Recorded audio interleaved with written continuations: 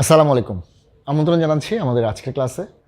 এবং আজকের ক্লাসে আমরা যে বিষয়টি আলোচনা করব সেটি হচ্ছে ভয়েস। ইতিমধ্যে আমরা ভয়েসের যতগুলো রুলস আছে সবগুলোই শেষ করেছি। তবুও যেহেতু আমাদের আগামী 27 ডিসেম্বর পরীক্ষা, সেক্ষেত্রে যদি কারোর প্রয়োজন হয় যে কোনো একটা বিষয় বুঝতে প্রবলেম হচ্ছে, সেক্ষেত্রে চাইলে কিছু এক্সাম্পল এবং এটার এক্সিকিউশনের যে ব্যাপারটি আছে সেটি দেখেও আমরা আমাদের যে প্রবলেমগুলো হবে সেটা সলভ করতে পারবো।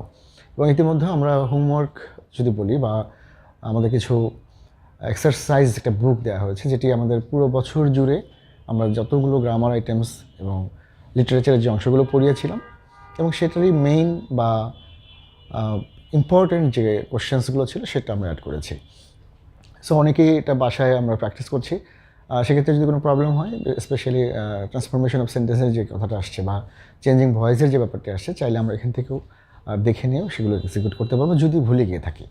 ওয়েল, সো আমাকে যেহেতু আমরা ভয়েসের ব্যাপারে যাচ্ছি, সো আমি খুব প্রাইমারি লেভেলের যে পয়েন্টগুলো আছে সেটা একটু শেয়ার করবার চেষ্টা করছি।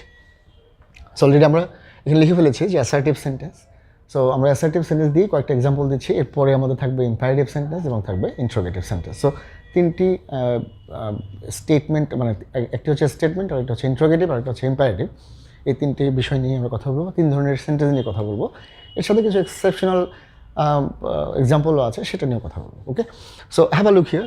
আমি এখানে অ্যাক্টিভ সেন্টেন্স লিখেছিলাম যে হি প্লেইজ ফুটবল, এবং এটি প্রেজেন্ট সিম্পল বা প্রেজেন্ট ইনডিফিনিট টেন্সে আছে।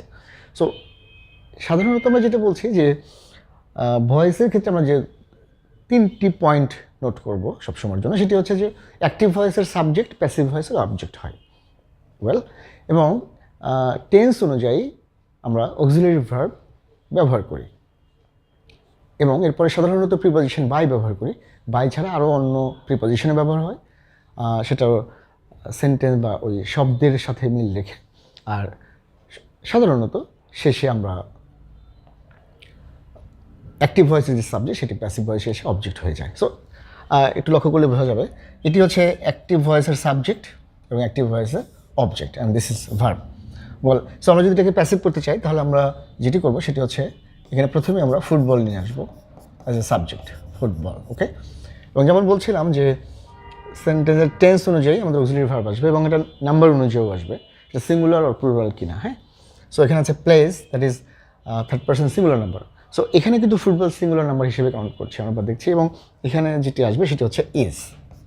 ওয়েল, এবং যেমন বলছিলাম যে ভার্বটা থাকবে এটার ভার্বের পাস্ট পার্টিসিপেল ফর্ম বসবে। Okay, so play, played. এরপরে যেমন বলছিলাম যে প্রিপজিশন বসবে সাধারণত by. So football is played by, এখানে যে সাবজেক্ট আছে সেটা হচ্ছে হি। সো হির যে অবজেক্টিভ ফর্ম থাকে সেটা আমরা বলছি হিম। সো এখানে আমরা হিম ব্যবহার করব। ওয়েল, সো অ্যাক্টিভ ভয়েসের সাবজেক্ট প্যাসিভ ভয়েসের অবজেক্ট হয়ে যাচ্ছে, অ্যাক্টিভ ভয়েসের অবজেক্ট, প্যাসিভ ভয়েসের সাবজেক্ট, এবং আমরা টেন্স অনুযায়ী, নাম্বার অনুযায়ী, পার্সন অনুযায়ী আমরা অক্সিলারি ভার্বটি এখানে ব্যবহার করেছি। সো আমি যদি এখন বলি যে অ্যাসার্টিভ সেন্টেন্সগুলো তো সবগুলো টেন্সের সাথেই থাকবে বা সব টেন্সের ব্যবহার হবে। সো পার্থক্যটা শুধু আসবে এখানে, যদি এটি পাস্ট ফর্মে হতো, লাইক যদি এটা প্লেড হতো তাহলে কিন্তু আমাদের এখানে এটি ওয়াজ হতো, রাইট? ওয়েল, সো এটা আমরা যদি আবার এমনটাও করি যে এটা যদি থাকলো হি হ্যাজ প্লেড হয়ে যায় যদি কখনো, বা আমরা যদি এই ফরমেশনে পাই, তাহলে এখানে আমরা কি করতে পারতাম? এখানে যেটা করব সেটি হচ্ছে has been played. Okay, so আসলে ডিফারেন্সটা কোথায়? ডিফারেন্সটা হচ্ছে এটা কোন টেন্সে আছে বা সেই টেন্স অনুযায়ী অক্সিলারি ভার্বের ব্যবহারটা আসছে। যদি সামহাও আমাদের এই অংশটুকু প্লুরাল ফর্মের ব্যাপার আসতো, যেমন আমি যদি এখন অনেক এক্সাম্পল দিই যে হি রাইটস প্যারাগ্রাফস।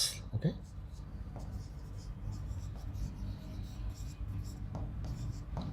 এই প্যারাগ্রাফসটা হয়ে যাচ্ছে কিন্তু প্লুরাল ফর্মে, রাইট? সো আগের যে রুলটা আছে সেই রুলটাই থাকছে, দুটো চেঞ্জ হচ্ছে। চেঞ্জটা এরকম যে প্যারাগ্রাফস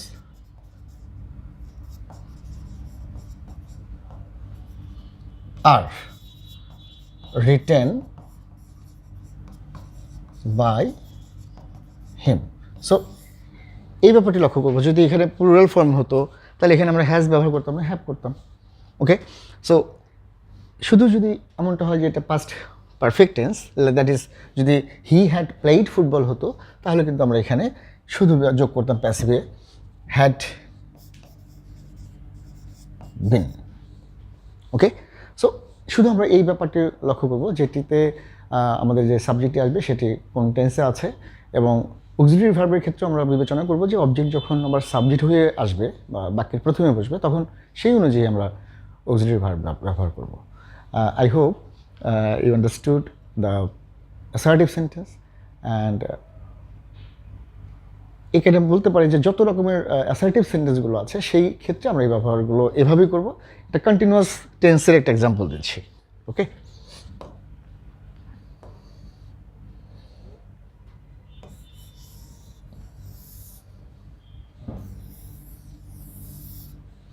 কন্টিনিউয়াস টেন্সের ক্ষেত্রে অনেকেরই একটু প্রবলেম আছে যে যখন আইএনজি যুক্ত হচ্ছে সেই ভার্বটা আমরা পাস্ট পার্টিসিপল করছি, সেক্ষেত্রে আমার জায়গা থেকে যেটা বলবো সেটা হচ্ছে যত রকমের কন্টিনিউয়াস ফর্মের কথা আসবে সেখানে আমরা বেইং কথাটা ব্যবহার করবো, BEING।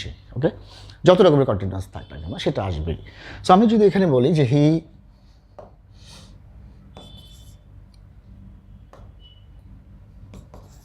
Is playing cricket. Okay, so এখানে যখন কন্টিনিউয়াস ফর্ম যাচ্ছে বা আমরা পাচ্ছি, তখন কিন্তু আমরা যেটি ব্যবহার করব সেটি হচ্ছে ক্রিকেট